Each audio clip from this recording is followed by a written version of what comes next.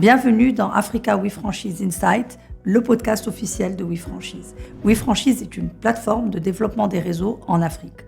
Aujourd'hui, nous allons vous parler du baromètre WeFranchise que nous avons l'habitude de faire en Tunisie depuis 2016. Cette année, nous allons le faire sur le Côte d'Ivoire et le Sénégal. Pourquoi le baromètre WeFranchise s'intéresse-t-il à l'Afrique et au marché subsaharien ? Parce que nous avons reconnu un énorme potentiel dans cette zone, parce que la jeunesse de l'Afrique, les entrepreneurs veulent mieux comprendre ce système et nous voulions décoder les perceptions de la franchise en Afrique. La population que nous avons ciblée était des hommes et des femmes entre 25 et 50 ans dans les capitales de Dakar et Abidjan.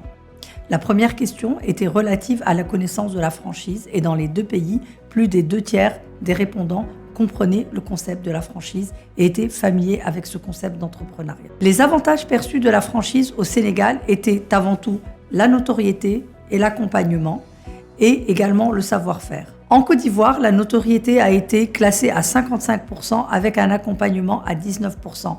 Il s'avère donc qu'en Côte d'Ivoire, la notoriété d'une marque est très importante pour un franchisé qui veut choisir cette forme d'entrepreneuriat. On comprend ainsi que la force de la marque est un facteur très important pour quiconque veut développer une enseigne en Afrique. Intérêt de devenir franchisé. Nous avons voulu comprendre la pertinence de ce modèle et l'attrait de ce modèle à travers le baromètre WeFranchise. Et il se trouve que dans les deux pays, plus de 60% des répondants ont montré un intérêt certain pour cet investissement. Le budget d'investissement en franchise. À travers les réponses, dans le baromètre WeFranchise, nous comprenons que les franchises plébiscitées pour l'Afrique sont des franchises peu capitalistiques, avec un budget limité, que ce soit adepte pour la micro-franchise ou que ce soit plus adapté pour des petits projets. Pour conclure ce baromètre de la franchise Sénégal et Côte d'Ivoire, nous retenons deux choses principales.